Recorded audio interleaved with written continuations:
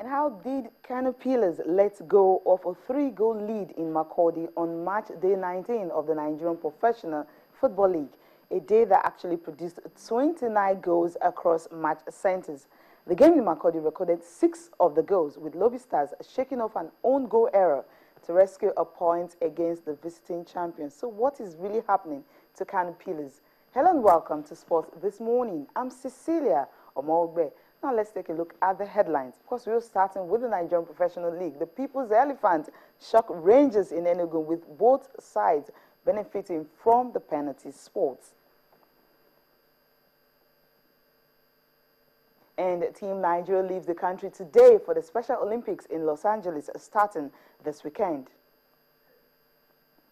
Also on the program, the final round of the British Open will be concluded today. And can Paul Dawn become the first rookie to win the championship since Bobby Jones did it in 1930? Wataya Salam will be joining me to discuss these and more. But after this highlight from Enugu, where Enyimba shocked Rangers 2-1. And Qatar, of course, got good treatment. Enyimba doing well there. Ezekiel Bassi. Obiozo, a chance for Rangers, chance for Enyimba. Some goal match scrambles there. Referee says a penalty. Penalty to Enyimba. Rangers fans are not fans and players are not liking this at all.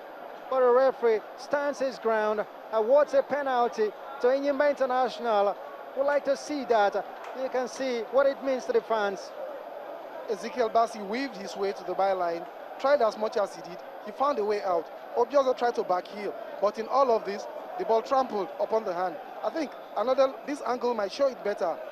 Yes, Ifeanyi Matthew's hand practically cushioned that ball, and the referee Mamanga felt it was a penalty. Was it intentional? It wasn't intentional, but then the referee has the final say. His decisions matter, his opinion matters. Penalty to Enyimba International. Rangers, they left the ball bubbling all over that box, and eventually the player handled the ball. It wasn't intentional, but the referee thought it was a good penalty call, and so he awards a penalty to Enyimba International. To redeem his name here, Obiozo goes. It is a goal for Enyimba International.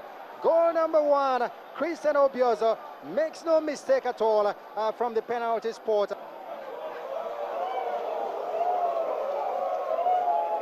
A boo for Obiozo as he shows the fans a t-shirt with inscription that he has come here with.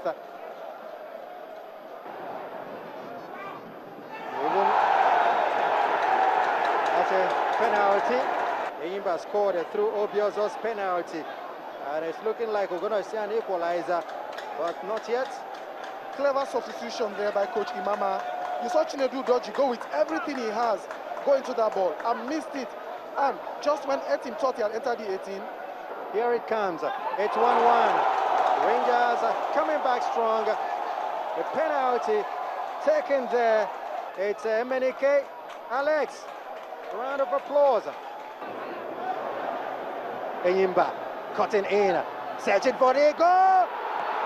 It is goal for Enyimba. Rangers defense collapsing that one, and the blue and white flag of Enyimba flies high here. Wadiagogo give thanks to the Almighty, and the Kadirikana applauds that counter-attacking football. And Anna Zemba.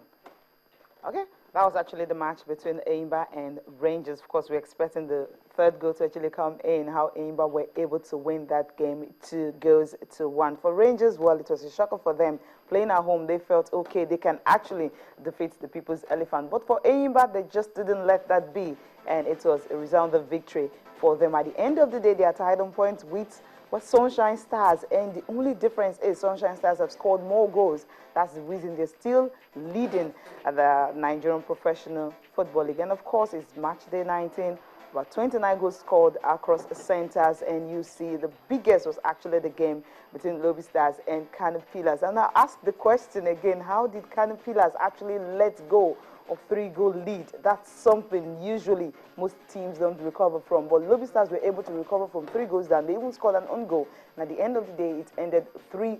6 goals were scored, so that was a thriller. But the biggest game of the weekend was actually, the Eastern Derby, you would say, because Rangers and Enugu, Rangers and of course Enyimba, whenever they're playing, where you definitely see a whole lot of drama. 2 penalties in that one. The final one was actually a spectacular strike, and at the end of the day, Enyimba had to go to Enugu, and of course they got away with all the 3 points. Tayo Salam joins me now to discuss these and more. Tayo, good morning.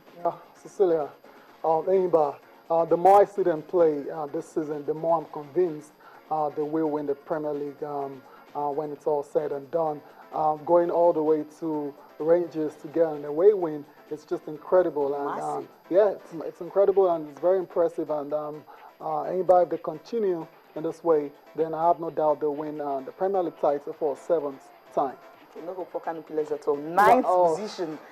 Okay, now you guys can talk to us on Twitter, of course, on Facebook. What do you think about this whole drama happening in Nigerian Professional Football League? It's getting more interesting. Nobody actually expected this kind of result. Most people predicted, okay, it's going to be a lone goal victory in favor of Rangers. But Enyimba, of course, they were just on rampant, and at the end of the day, they got all 3 points. Talk to us on Twitter, of course, on Facebook. Who is going to win the Nigerian Football Professional League? I think, well, the decision can't be made between the top 3 teams. It's going to be between maybe Sunshine Stars, Enyimba, maybe Wiki Tourist or Giwa FC, any of them, and even Heartland also. They were also on rampage at the weekend in their own game. We'll just take a look at the result, what it was like at the weekend, because if you look at the game between Enugu Rangers and, of course, Enyimba, you would say, I mean, that's actually, how do I put it, more like an advert for the Nigerian Professional Football League? Yeah, you're correct. Yeah, you're correct, Cecilia. And that's the game at the top right there. Rangers won, Enyimba 2. It's not a mistake. At all. It is real. Enyimba actually went all the way to Enugu to get that all 3 points against Rangers.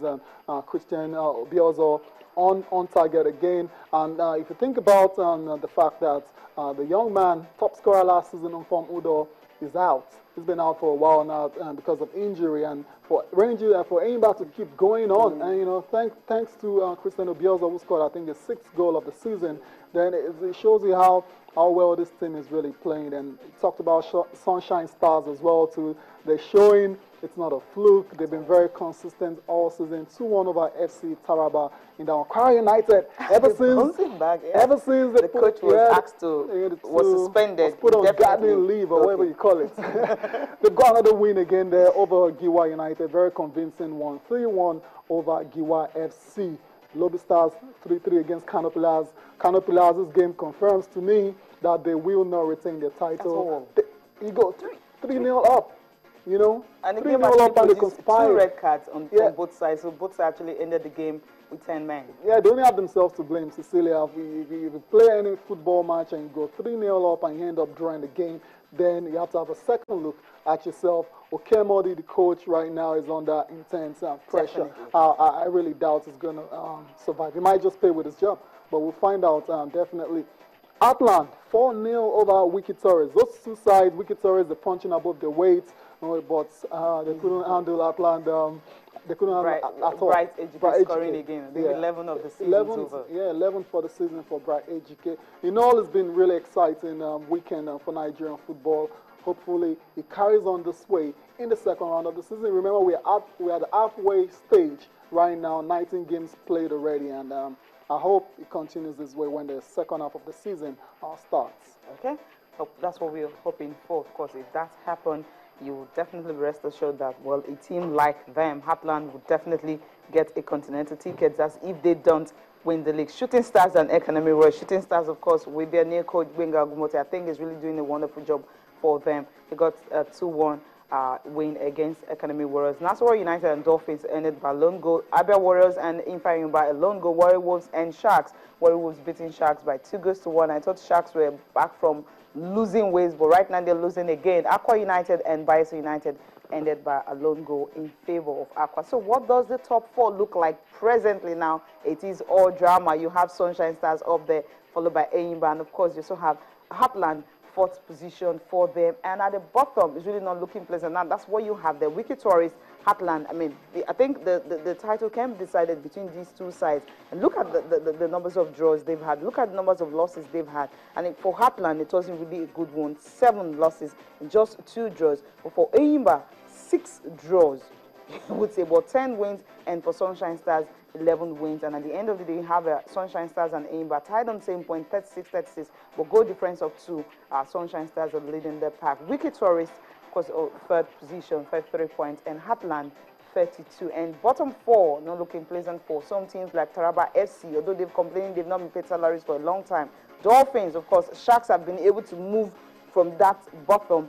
And of course, they are a little bit up right now. The bottom 4, Cecilia. So they were down. They were at the basement before. Now they moved up a little bit, and hopefully they can sustain the momentum in the second half of the season. But Dolphins, Taraba, they look really doomed. I'm not gonna lie, Taraba FC, I don't see how they're gonna survive this season. I think they'll be going back to the second division at the end of the season. I don't see what miracle it's going to happen. Dolphins relegated? Yeah, Dolphins as well, too. They're not looking too good. They're not looking good at all. And unless something drastic happens, to they've won just 3 games this season. That's poor. Yeah, they'll just go down as well. And it would be a big shame for a big side like Dolphins to be playing second division football. River State, Port Harcourt, the team that actually hosted were the under-23 national team. And one beautiful thing about that game, was that the stadium was packed full. I think the governor had it all planned out. Get free buses for these guys. Tell them to go to the stadium for free. Just take them there. All you need to do, just put on your jersey and go to the stadium and come enjoy the game. And at the end of the day, it had a full house. And for Nigeria, it wasn't. You would say it wasn't really a good one for Samson Siasa, because they actually expected to win that game convincingly. He predicted 4 goals to nothing, and Coach Claude Leroy said he was disrespecting the team. But at the end of the day, they were able to get an away goal, which was really crucial for them. Oh, Cecilia, how do we talk about this game? Nigeria dominated in the first half, wasted loads of scoring chances, and that's why they only managed to score 2 goals in that one. And it's a very dangerous result because Congo managed to get this all-important away goal.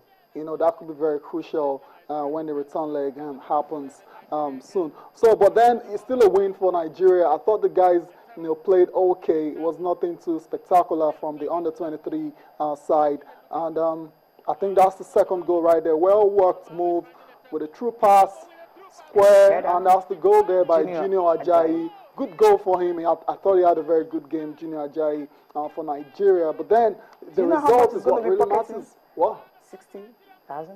For what? He scored 2 goals. I mean, the governor actually promised them that if you score 1, you're going to get 30,000. Score 2.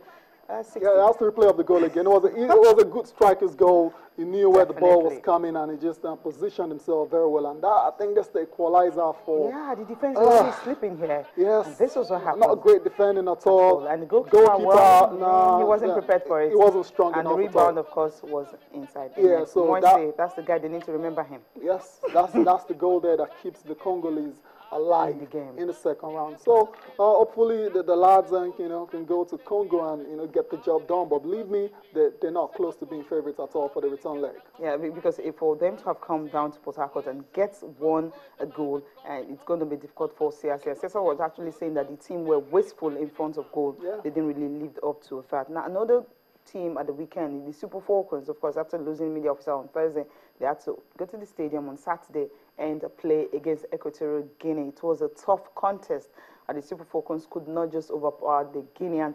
People actually saying it's an upset, but if you talk about women football, it's between Equatorial Guinea and, of course, Nigeria, and the girls just couldn't get the win they really, really wanted. Halimat Ainde got 1 screamer for the Super Falcons, that's the goal right 27th minute, but that was all they could get in that game. And for a Nigerian, what's the name? Okoro Chinasa.